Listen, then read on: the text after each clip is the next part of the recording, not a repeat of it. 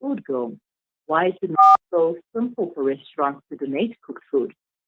Joining me right now is a behavior change practitioner from World Wildlife Fund South Africa, Pavitray Pillay, to tell us more. Good day, Pavitray, and thank you for joining me. Good afternoon, and thank you for having us.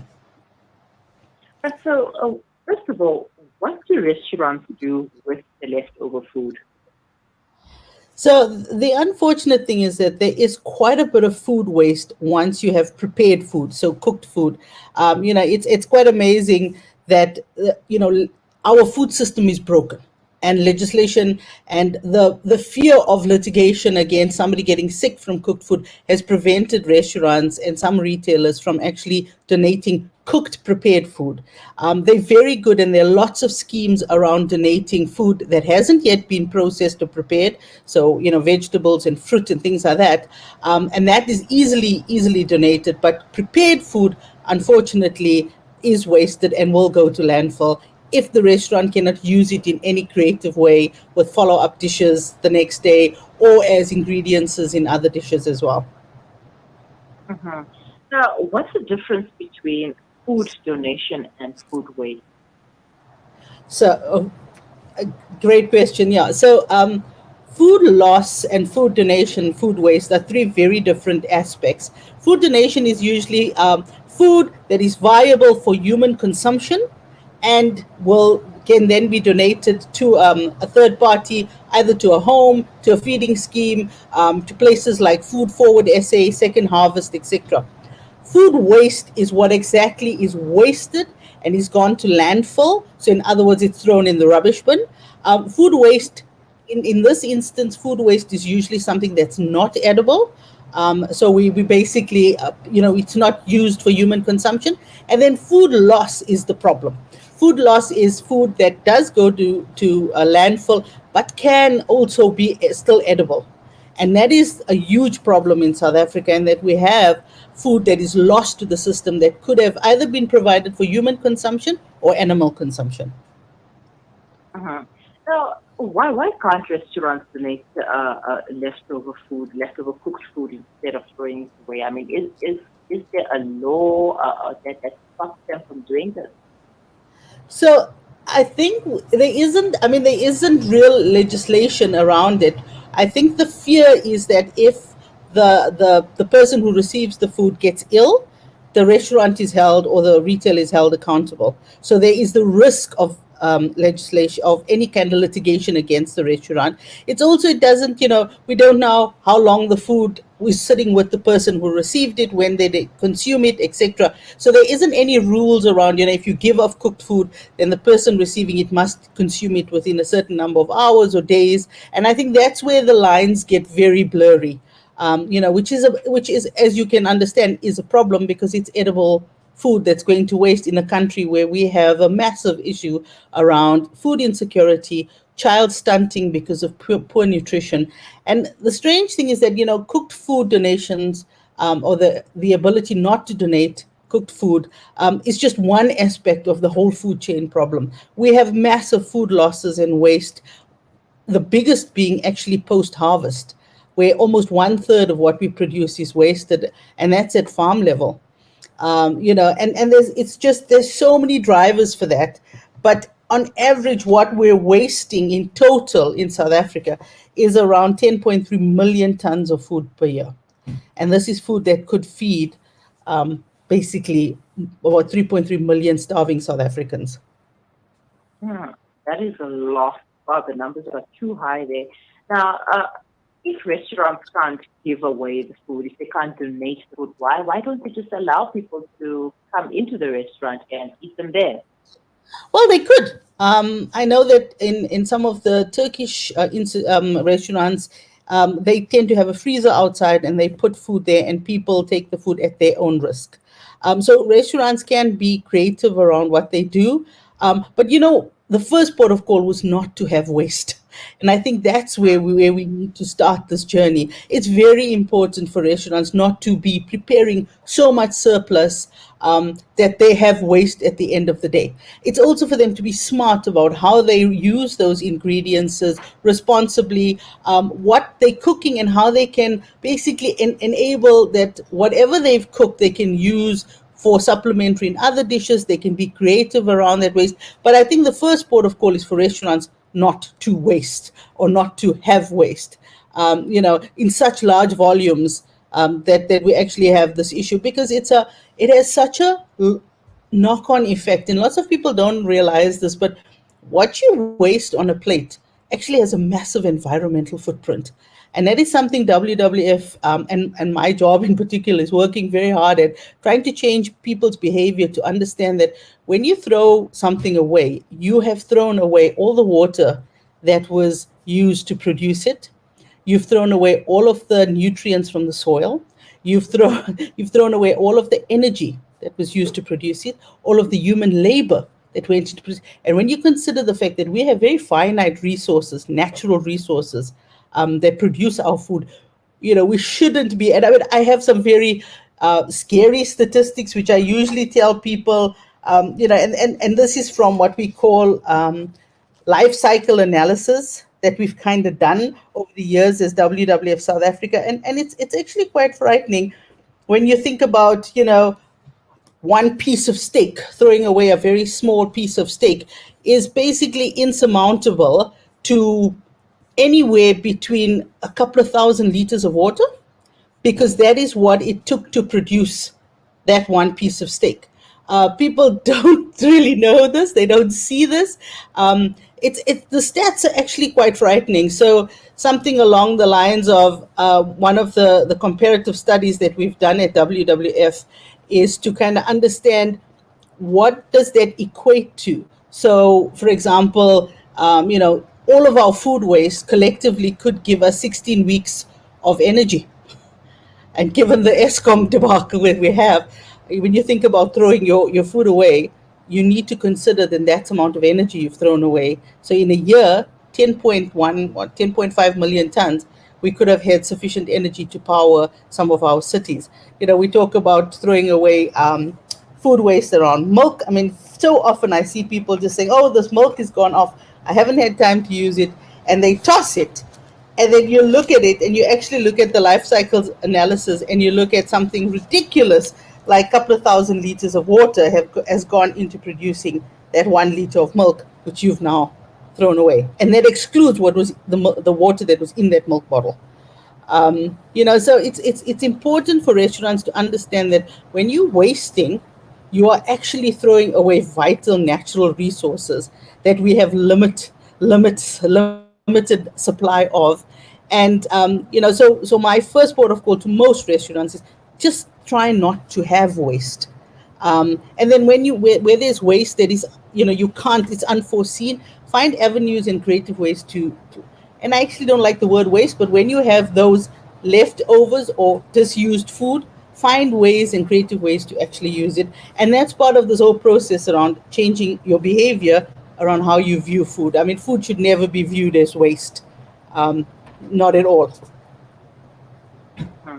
Well, you've definitely opened my eyes. Now, how can leftovers, I'm not going to use the word waste anymore, so how can leftovers be discarded so that, it's good for the environment also, and, you don't feel bad for throwing away your waste, leftovers.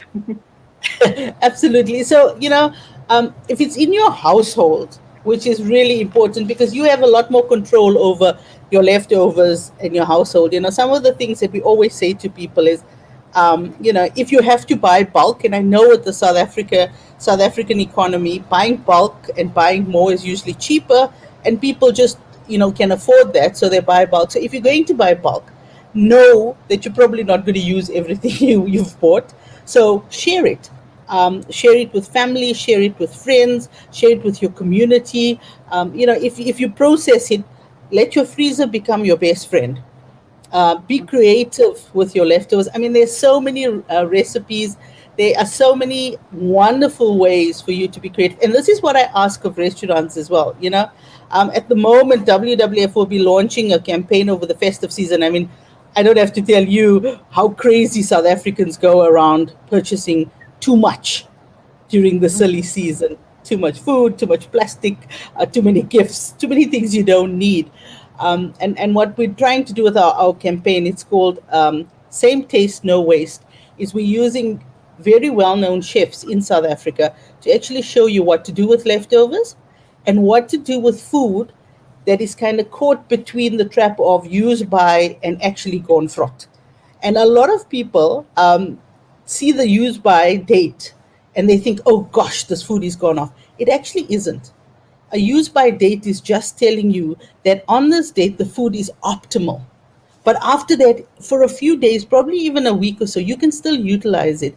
And I often say to South Africans when we talk about this, our grandparents used to do it. They'd smell it, they'd taste it, and then they'd think about, okay, how else can I utilize this? Can I dry it? Can I freeze it? Can I make a broth? Can I make a stew? And just be very creative how you do it. And the same applies to a restaurant. Be creative around your food footprint, because it has massive consequences when you throw it in the dustbin. And one of those consequences that people don't realize is that when food goes to landfill, and especially fruit and vegetable, and they rot, they give off greenhouse gases. They give off methane. And we've just come out of COP26. We've heard about the climate issues. We've heard about our race to 2 degrees, which is quite scary. We're seeing tremendous things like the fires, the floods now in Canada, etc. So we need to just be cognizant that our food, when gone to landfill, does have a carbon footprint. And this is just a rough guesstimate that the CSIR has put out.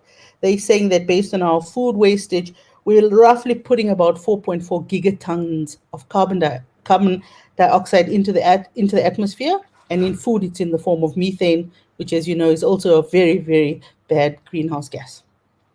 So I would say audit your food, shop smart, and if you have to buy bulk, then think about sharing it. Think about creative ways of using your leftovers.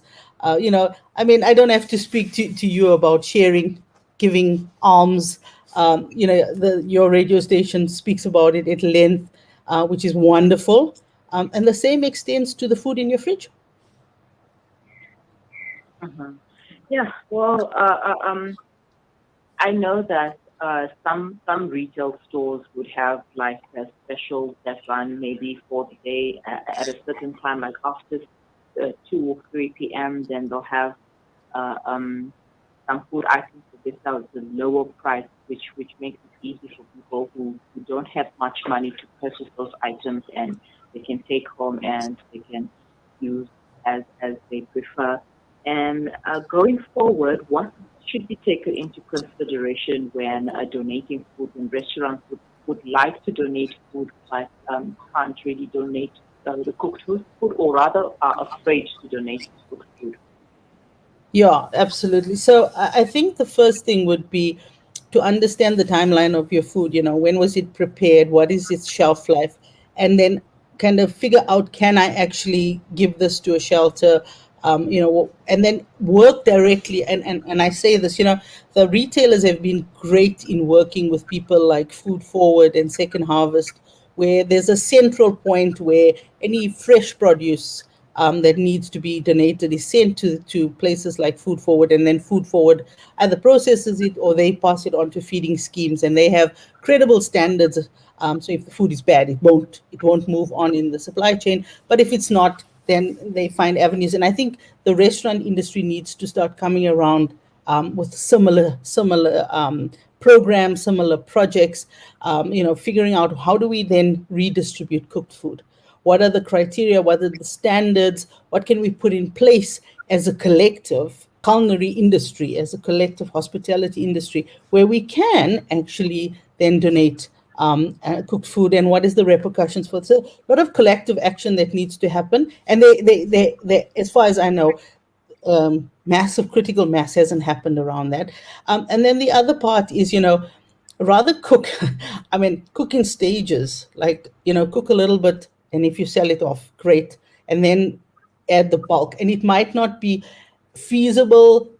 And restaurants always say this might not be feasible, But when you think about how much you throw away, if you didn't put in some kind of intervention like that, then you got to weigh the costs as well. And I think rethinking, being creative around your dishes, around how you use your ingredients, what you do with your ingredients, is how long your ingredients have, as in terms of shelf life.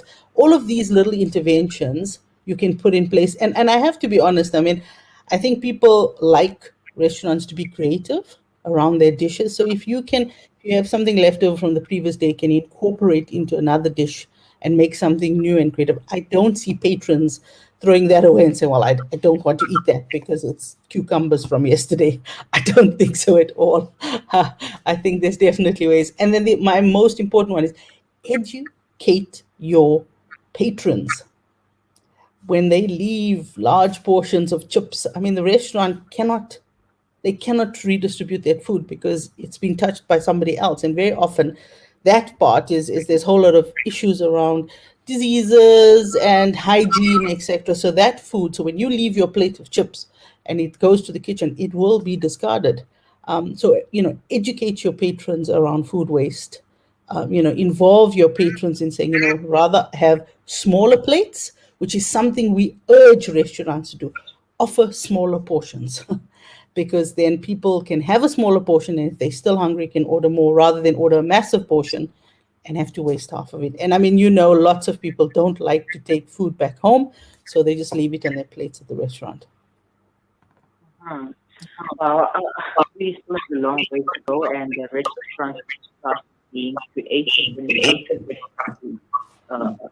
donating food, also repurposing, reusing leftovers, especially ingredients.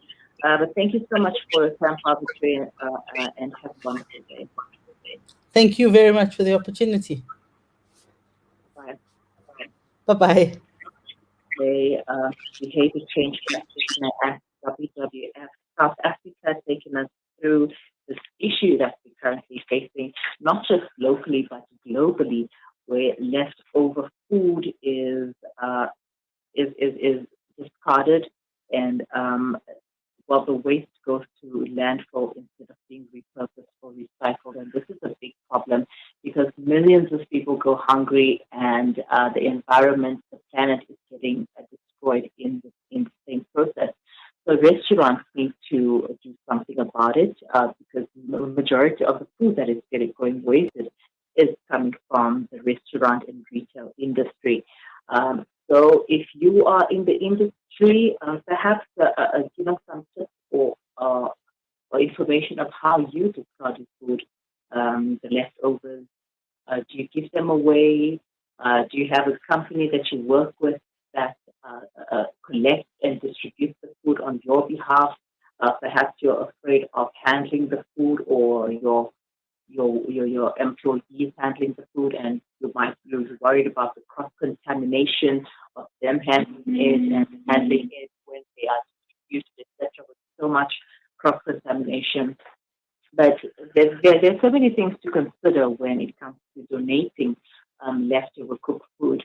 But there's also different ways that you can do it, like Pavitray mentioned the freezer idea, putting the food in the freezer for people who need it to just come up and collect and go, or you can set a table for people to come in and eat at dinner time. Or the day's leftovers, let the people come in and collect it. There's just so many ideas that you can adopt. So think about it, because a lot of people can be fed, and we can do something about our environment in the process. It is 12. You are listening to the Mid-Morning Talk on Salam Media. Stay with us. We'll be right back. Famine, conflict, and severe economic decline make the humanitarian crisis in Yemen